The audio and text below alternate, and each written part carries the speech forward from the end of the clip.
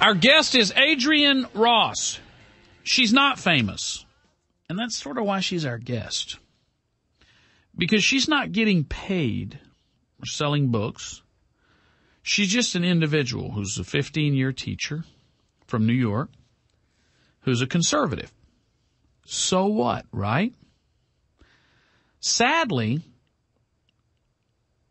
that's surprising when you find out she's a black woman. How did we get to the point in American society? How did we get to the point in American society where we are surprised by the fact that a woman who's a teacher happens to be a conservative or is a conservative because she's black? How did it become the case that certain groups in our society, you can know 99% of the things about them without ever knowing them? That's not healthy. That's not an expression of that's not a fulfillment of the real person, of the full person. Adrienne Ross, how does that happen? How does it happen that it's so special to be a black woman conservative or a conservative who happens to be a black woman? Why is that so rare?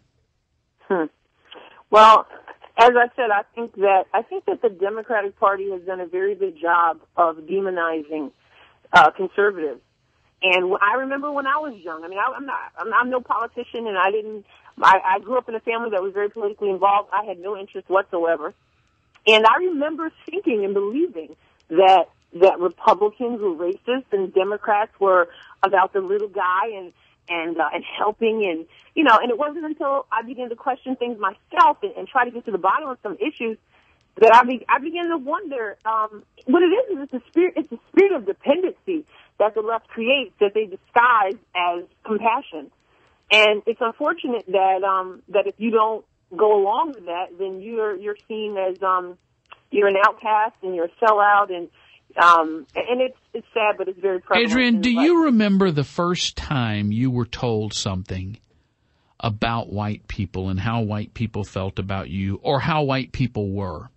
Do you remember the first time you were told something that you now look back and you say, wow, why would they want to pollute my mind like that? I like how you go, when I ask, because it makes me feel like I've asked a very profound question. It is, and it makes me think. I do not remember, and I wouldn't be surprised if you asked that question to any black person if they could not remember or pinpoint that first time. But I do know that with black people, we absorb with our baby food and understanding, we're told and we're taught that if you're black, this is what I was taught, you have to work twice as hard to get half as far. That was something that I was taught. And so you come to understand, and becomes your mindset that there's, someone out to get you, or that the world's not fair. And so if you want to get somewhere, then you have to be on your P's and Q's. And when did I learn that? I don't know. What, Adrienne, I got to tell you something. I was taught the same thing. I was taught that I had to work twice as hard to get half as much. I was taught, my dad was a maintenance worker at DuPont and Orange. My mom was a stay-at-home mom, and they didn't have advanced educations.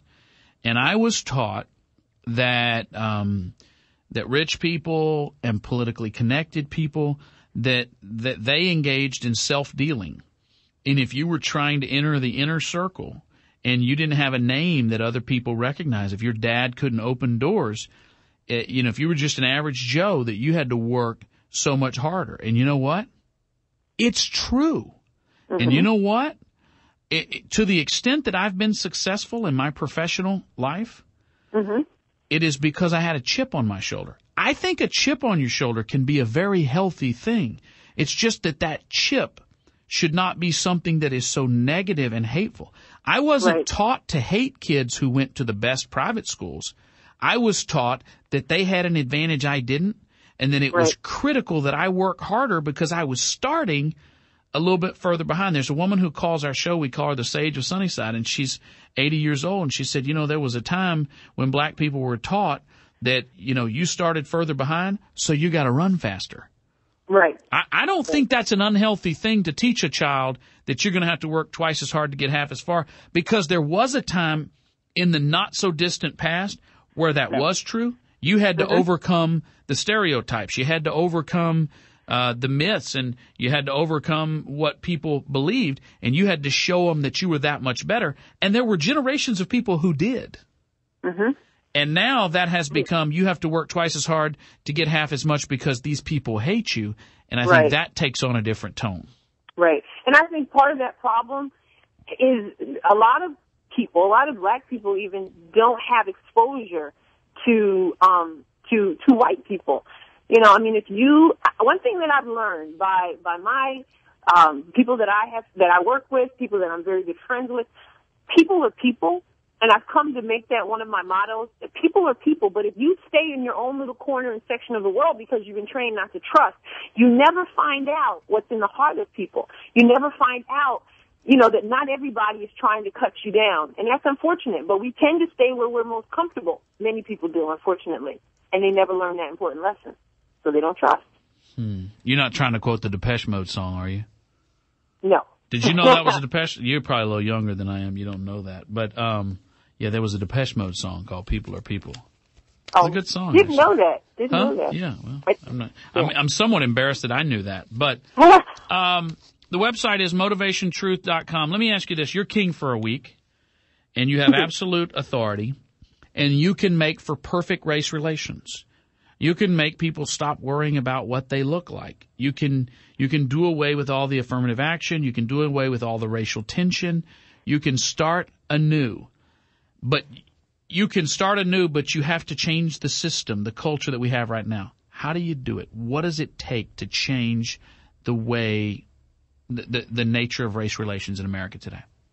Well, I think it starts with self. I've always, you know, as a Christian, I've always said that the problem that we have is a spiritual problem.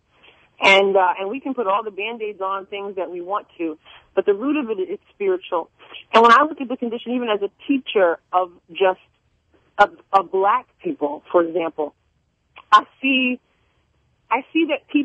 people who feel that there's just a state of dependency that has to be broken. And until I believe that I'm special, until I believe that I can succeed, I believe the best in me, then I'm not going to believe that anybody else can see the best in me. And so I think I can't address that question without getting to the heart of a spiritual condition, and I have to believe that I'm made for greater things. And if I don't believe it, I'm certainly not going to believe that somebody else feels that way. I don't know if I'm answering your question, but I don't know. That's the way I see it. I have to deal with me before I can try to make you deal with me. All right, let me be a fly on the wall. Adrienne Ross is our guest. She's a teacher from New York and a blogger. The blog is motivationtruth.com. If you're driving and can't write that down, go to michaelberry.com. We have some links to her and some materials on her. Let me be a fly on the wall. Where'd you go to college? I went to Brockport, upstate New York, for undergrad. Were you in a sorority? I am, yes. You AKA girl? Yes, I am. Okay, so we're at a pink and green gathering. It's the 10-year reunion, and y'all are sitting around, and the issue of race comes up. The issue of Barack Obama comes up, and you're going around the table talking about, our first black president, and somebody says, oh, well, Adrienne is backing Sarah Palin. And someone says, and let's take Sarah Palin out of it. I know you're a big fan, but individual politicians will come in. Not a fan. Yeah. Oh, a supporter, sorry. Yeah. But I like the distinction. I like that. But someone says, what? You're not a Republican, are you? How do you, let me hear how that conversation goes. What they say and what you say. Well, the first thing that I talk about would be the first thing that I talked about on, probably on Sister Talk. Even if I removed the issues of fiscal conservatism, if I just dealt with black people and I talked about the left, just pro-life issue, for example, because most black people are social conservatives.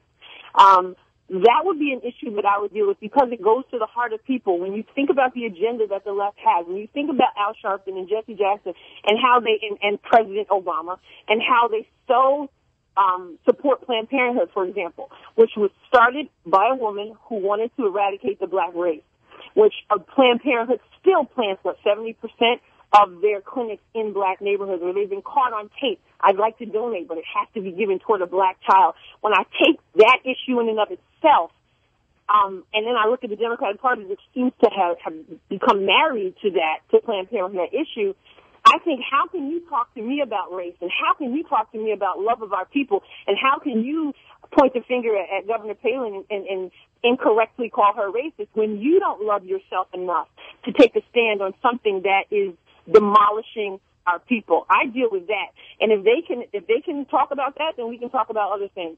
But as you will see on that Sister Talk interview, there is no answer to that either. And so there certainly is no answer to the fiscal issue and the unemployment within the black community and how higher taxes will affect us and how unemployment is affecting us. So when you deal with the issues, they don't have a leg to stand on, Michael. Well, I applaud you, Adrienne Ross, and I want to be very clear why I applaud you. I don't applaud you because I think you and I agree on a lot of issues. I applaud you for the fact that you dare to have independent thought, because there's plenty of room in America for different opinions. But what I respect the most is people who have their own opinions, and you clearly do. Thanks for being our guest. Thank you for having me. All right. Adrienne Ross, teacher from the state of New York. Thanks to Tanya Percy, one of our listeners, for finding her on the Internet. Our website is motivationtruth.com, or you can find a link to her at michaelberry.com. I've been pondering for a while, I don't know how best to do this, getting different voices from our communities and around the country, from Baton Rouge and Houston and San Antonio and Portland and beyond, people who break the stereotypes. Find out, how did you grow to think the way you do? What kind of things did you hear? How do we fix these problems?